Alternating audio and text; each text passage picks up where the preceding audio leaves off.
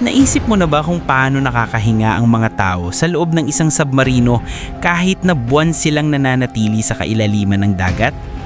Dahil hindi maaaring madalas na lumitaw sa ibabaw ang submarino, sa sandaling lumitaw ito, agad itong mahuhuli ng radar at satellite ng kaaway.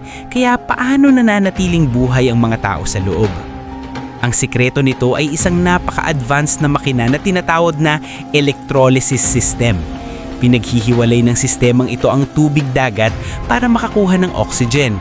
At ang oxygen na iyon ang inilalabas sa loob ng submarino para magkaroon ng patuloy na sariwang hangin ng mga tripulante. Hindi lang yon, mayroon ding espesyal na filter system ang submarino na nag-aalis ng carbon dioxide para hindi maging laso ng hangin sa loob. Sa madaling salita, gumagawa ang submarino ng sarili nitong mini atmosphere sa loob. Dahil dito, kahit sa daan-daang metrong lalim at sa dilim ng dagat, ang tao ay komportableng makakahinga nang hindi na kailangang lumitaw sa ibabaw at nang walang anumang panganib.